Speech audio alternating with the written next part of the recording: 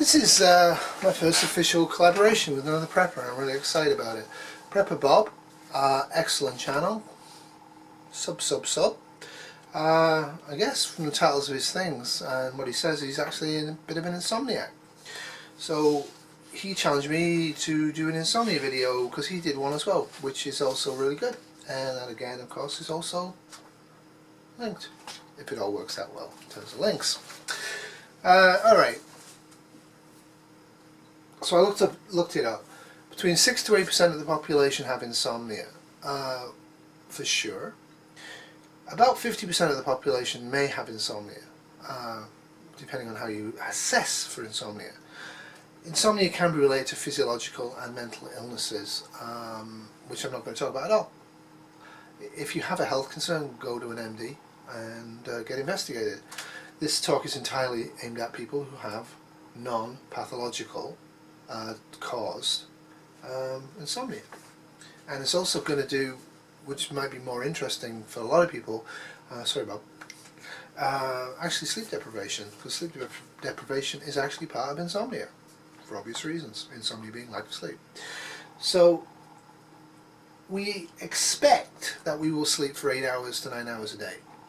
And certainly when we're teenagers and early adults, that seems to be what we do, and we expect that's what's going to happen all the time.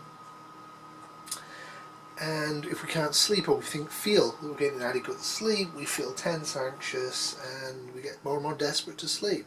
I think Bob said in his video he's not slept for years. That's a typical thing people will say. It's absolutely not true. He has been sleeping, he just doesn't believe he's sleeping adequately. If you don't actually sleep at all, after about 5 to 7 days you become completely psychotic.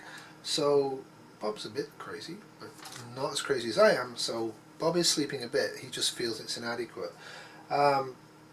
So how do you define this? Sleeplessness, unwanted wakefulness in bed, etc., etc. I'm not actually keen on that. I think the best way of describing is a belief that you have inadequate quantity, amounts or timing of sleep, and that you believe that adversely affects the quality of your conscious life. I think that's insomnia for me. Out of interest, women are 1.4 times more likely to report this than men. Age is also the key risk factor here. It can happen to children, and it does, and it's an entirely different thing, and I'm not even going to get into it. If you have a kid with insomnia, look it up.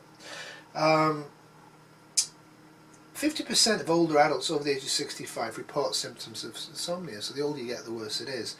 Now again, I do believe that's because quality and length and type of sleep deteriorates over the age span, and I think it's actually a normal thing, and if you don't worry about it, I don't think it bothers you so much. Now, middle-aged and older adults have more difficulty staying asleep. Adolescents and young adults have more difficulty falling asleep. If your family history of insomnia and you have low income and you're unemployed, you're more likely to have insomnia. So get a job, pick your parents carefully, and become rich. Okay, so it's actually very prevalent. So again, it depends on how you look at how often this happens and who it happens to and what we do about it. So traditionally there's been 3 approaches to insomnia. One is to ignore it and tell people, well, just chill out and get some sleep because I don't care about your problem. The other one, which is much more pervasive in our society, is pharmacological methods, drugging people into sleep. There's some pills out there that work. Pretty much all of them work in the short term, for short-term insomnia. Pretty much all of them have huge side effects. Pretty much all of them really shouldn't be long-term. But again, if you're on medications for insomnia, don't take my word for it, go to a doctor. The other way that's been traditional is behavioral therapy. Increasing a lot of different things I'm going to talk about. Behavioral therapy works to some degree, but it's not great. What I came across, and it was a bit of a surprise to me, Bob, and fellow people can't sleep well out there, is that actually what's really looking promising, and this is research that was published in 2017, and detailed research, is actually using yoga, meditation, mindfulness therapy. Really seems to be quite effective in the middle-aged to older adult groups of people with insomnia. So I did already recommend to Prepper Bob that he chats to Bug Out Brad and starts doing daily meditation, because that might well work. Because he has a chronic form of this, right? And this talks about not having a regular sleep pattern causes sleep cycle disturbance, which causes more anxiety, which causes more and more problems falling asleep, and it's true, and then you can end up having a terrible time of it. So it goes into quite some detail, and Bob, if you want this, let me know, and I'll send it to you. I'm not going to really go on and on about it. But one of the fascinating things I found was that mindful-based therapy for insomnia, MBTI, otherwise known as meditating, actually produces 78 to 79% effective treatment at 6-month follow-up. So basically what they did was they do 8 group sessions of optional meditation retreat in the later sessions. So what they do in the sessions, each session is 2.5 hours and 3 activities. Formally meditating during the activities, a period of discussion about what people do and don't do and how it affects them all, and insomnia related activities and instructions. Each week consists of a theme involving principles of mindfulness integrated with behavioural sleep medicine, along with the preparations and behavioural strategies for sleep. So yeah, cognitive therapy and mindfulness therapy seems to be the way to work if medication is unsuitable for you, or if you don't want to be drugged for the rest of your life. So I'm not going to talk about medications, other than to say this will surprise people a little bit, perhaps. What they do recommend, and this is kind of amusing, is go to bed when sleepy. Don't sweat the small stuff. Stay up, stay up, stay up. Go to bed when sleepy. Now this is critical, and this is what we don't do, and I'm terrible at this. Get up at the same time every morning. So if you don't fall asleep till 4 in the morning, set the alarm for 6 a.m. and get up. Stay awake all day. Go to bed when you feel sleepy at night when it's dark. And then get up at 8 a.m. Force yourself to do that. No excuses. Keep doing it. Don't just stay up all night and detracting yourself by doing videos, Bob, and everything else. Try and relax. We'll get into that. Get up when sleep onset does not occur in 20 minutes and go to another room. So you don't associate negatively being in the bedroom with being able to sleep. Makes sense, right? Do not nap ever during the daytime if you have insomnia. Ever. Do not nap, period. No matter how tired you are, do not nap. Now this has problems because insomniacs have difficulty driving and using machinery and a lot of other things, so be careful. Reduce or stop, and they say stop, all caffeine, alcohol and nicotine. Not prior to bed, but stop it in your entire life. And I do notice that Bob drinks a lot of coffee, so that might be harsh information, Bob, but that's what they recommend. Exercise more than 4 hours before you go to bed. Don't exercise within 4 hours of bed, including hand weights or any of that sort of stuff. Do that in the morning, the early afternoon. Practice meditation and yoga. It doesn't say frequency. I think if you have a major insomnic problem, I'd meditate daily. I'd meditate daily for 10 to 20 minutes, preferably 30 minutes, and I might even do 2 20-minute sessions. I'd do one when I get up to set myself up for the day, and I would do one prior to going to bed, and then I'd go to bed. So again, I'm not going to associate meditation in bed, then I don't fall asleep, therefore I see meditation as stopping me from sleeping. So you have to trick your unconscious mind. Hypnosis at bedtime, they reckon. Self-hypnosis I would use, mantras, etc., etc.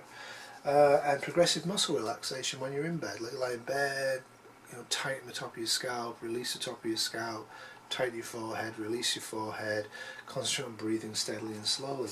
All of that stuff apparently works. Now, in terms of the cognitive behavioural therapy, they call this stuff is called sleep hygiene. I don't know why they call it sleep hygiene, that's what they call it. So if you're looking up information on how to fall asleep and stay asleep, one of the things you might want to Google is sleep hygiene, and not just insomnia. So again, this is standard across the line. No daytime napping ever, never, never. Exercise regularly, preferably in the afternoon, but not within 4 hours of going to bed. Avoid nicotine and caffeine during the 6 hours prior to bedtime. What I've been reading is don't use nicotine and caffeine and alcohol whilst you have this problem, and watch it. They say don't drink within 4 hours of going to bed. Again, I think that's more to do with the urination, but again, it does affect the mind, and I might avoid alcohol altogether whilst I was treating myself. Avoid heavy meals and reduce fluid intake close to bedtime. Makes sense.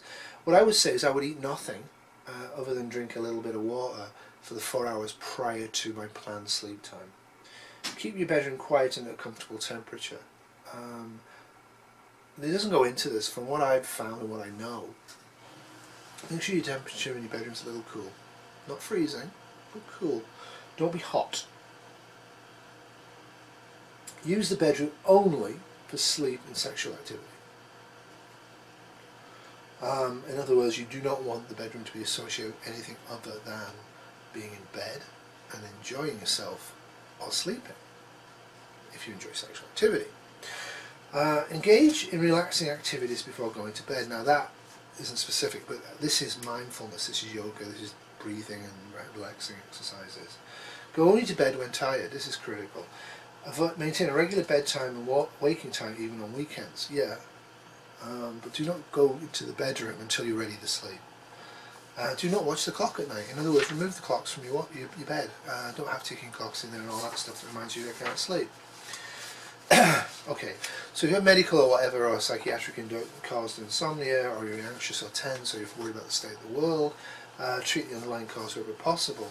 So if you do feel yourself spending a lot of time in bed at night, not sleeping, thinking about prepping, maybe go on a prepper retreat, where you retreat from prepping for a period of a week, where you don't watch videos, you don't read books, you don't talk about it, you don't make comments, and you don't watch news at all, and just read happy books like Middlemarch, which is a great book.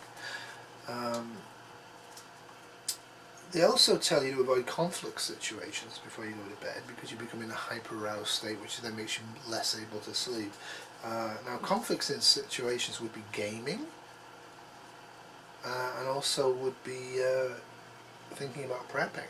I think a lot of it is guilty of YouTubing at night. Try not to. And other things is like, don't have any electronic devices that you read off in the bedroom. If you're going to read in the bedroom, read paper only and read for short periods. Now this I found very useful. Plain aspirin or Tylenol in low doses might be useful. So you would take them a couple of hours before you go to bed, like half a tablet or one tablet. That might be interesting. They do link it with depression. Now, I think that's fine. Yeah, but I think lack of sleep makes people depressed. So basic treatments for depression is something you want to do as well. So yeah, that's definitely something you want to do. Look at all of this stuff. If you're interested, Bob or anybody else, send me an email and I'll send you this actual document and you can look it up and read some of the more interesting stuff yourself. Good luck. What I will say is the sleep deprivation part. I've worked nights now since 1986. Until the last 3 or 4 years, I would just come to bed at 9 in the morning and sleep till 5 p.m. and have no problems with that at all.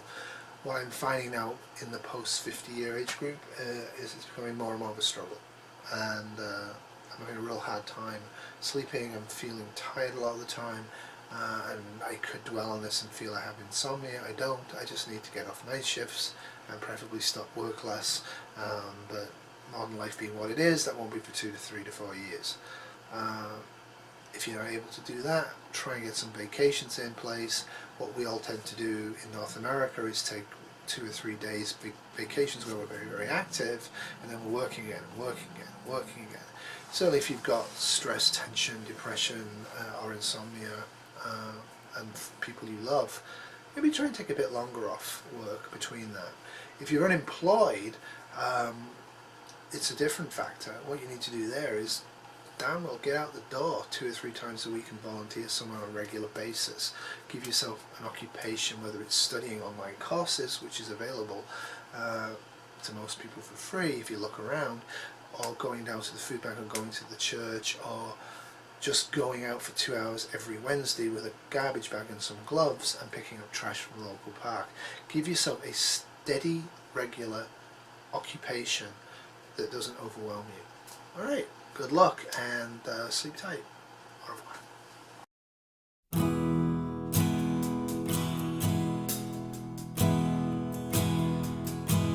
We came like babies from a home across the sea to see America, and the people opened up their arms to welcome